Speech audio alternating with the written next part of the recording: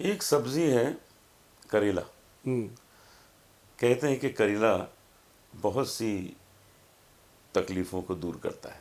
वो कौन कौन सी तकलीफ़ें हैं जिनको करेला खाने से राहत मिलती है?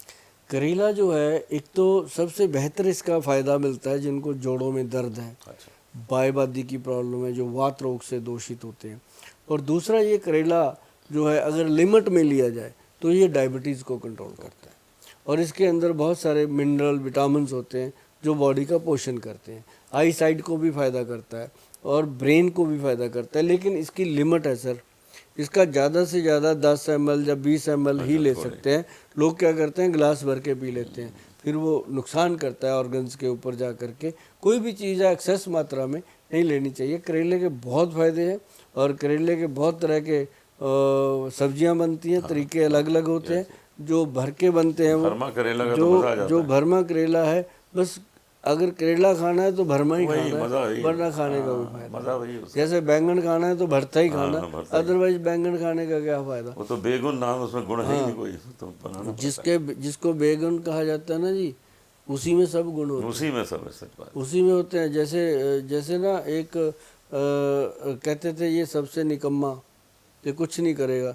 जो कहते थे ये कुछ नहीं करेगा, वही बिल क्लिंटन बना था। बताइए। तो ये पता नहीं होता साहब। तो ये करेले में अपने गुण हैं और बैंगन के अपने गुण हैं।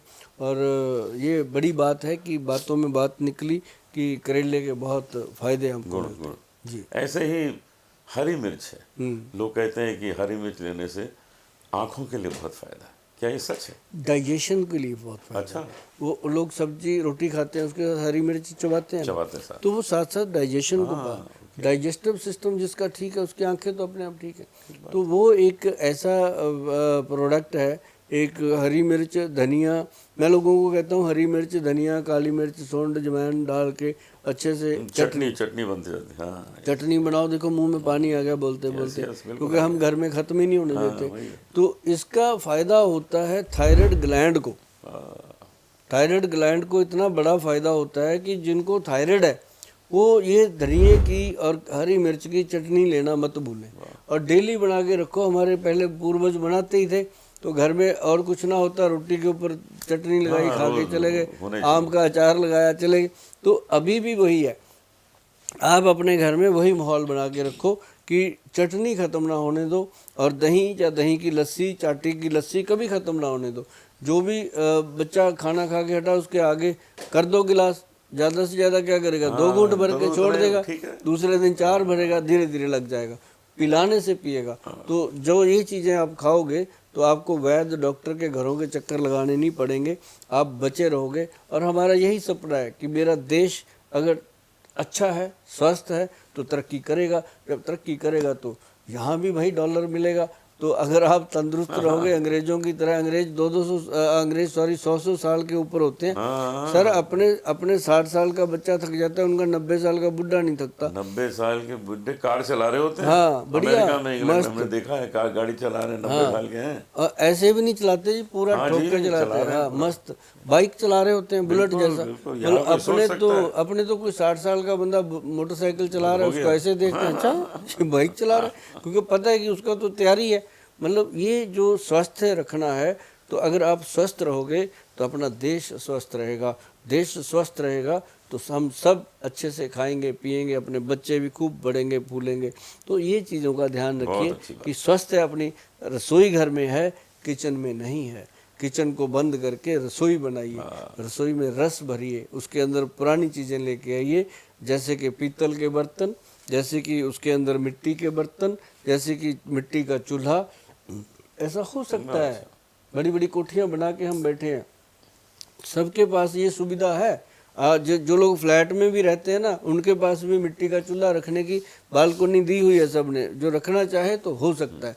तो ये चीज़ें अगर आप लेके आओगे तो आप अपने बच्चों को बहुत अच्छी चीज़ें दे के जाओगे।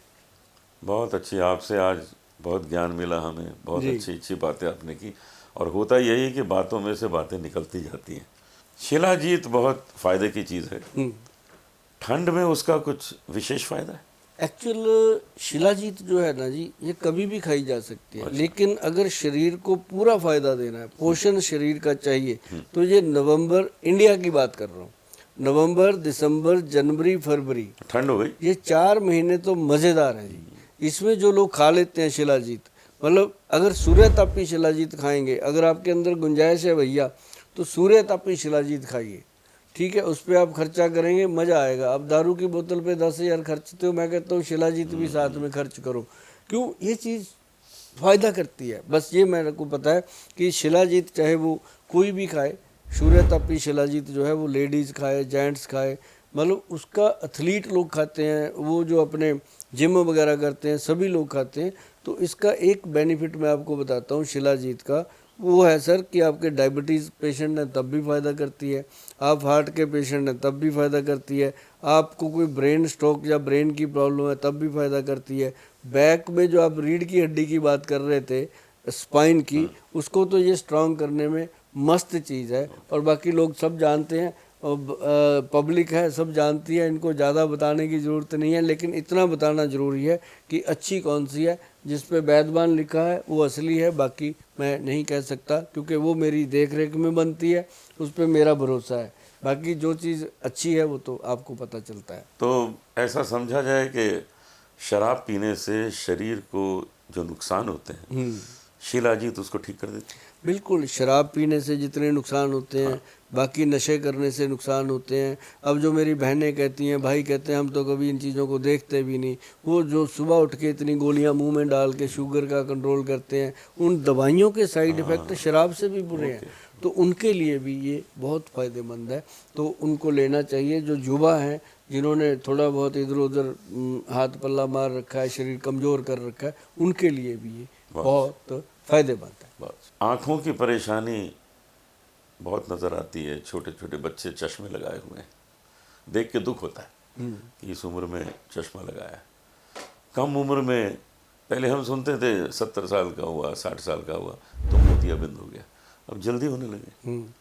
तो कम उम्र में मोतियाबिंद होना, तो उसमें आप क्या सजेस्ट करते हैं, क्या यूज़ किया जाए कि ये ना हो?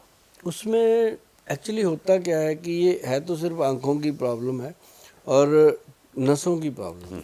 उसमें एक तो हम कहते हैं कि देसी घी हो गया, उसके अंदर नारियल का तेल हो गया, उसके अंदर एक और ऑयल आता है, उसको हम कहते हैं जोजोबा ऑयल, वो डाल दिया, पंपकिन सीड का ऑयल डाल दिया, और फिर उसके अंदर एक एप्रीकोट ऑयल डाल दिया। 5 तरह के ऑयल डाल के उसको मिक्स किया तो अंडर आर्म में लगाओ और नाभि में लगाओ, पैरों के तलुओं पे लगाओ, नाखून में लगा दो। उस तेल को लगाने से नर्व सिस्टम खुलना शुरू होता है। और एक हमारे वैद्य हैं, उन्होंने इसके लिए औषध बनाई है, जिसके अंदर उन्होंने डाला है ब्रह्मी गोल्ड वाली, और उसके अंदर वो डाला गया है कि सप्तामृत लो, साथ में अश्वगंध मिला के, ये 3 चीज़ें मिलाई हैं, और तीनों को मिला के ये एक बनाया गया अश्वमृत कैप्सूल, जो आँखों के लिए बहुत फ़ायदा करता है। और उसके साथ क्या दिया गया मैं आपको बता दूं, निराला आई ड्रॉप। निराला आई ड्रॉप एक सुरमा आता है जी, ममीरे का सुरमा है, ये नॉर्मली मिलता नहीं, ये वैद्य लोगों के पास ही मिलता है। तो ममीरे का जो सुरमा है वो 3 चीज़ें हैं जिनको लेने से आँखों के अंदर जो मोतिये की प्रॉब्लम आती है, या आने वाली है या नहीं आई है तो आ ना जाए, उसके लिए ये सबसे बेहतर हैं 2-3 चीज़ें। आपको ये मिल जाएंगी जब आप वैद्यवान.com पे जाओगे, या फिर हमारे जो नंबरों पे फ़ोन करोगे तो आपको मिल जानी है। और जिनको भी आँखों की प्रॉब्लम है जलोटा जी, उनके लिए सप्तामृत लो, ब्रह्मी बटी और अश्वगंध कमाल की। अच्छा जी। वीके न्यूज, राष्ट्र के नाम।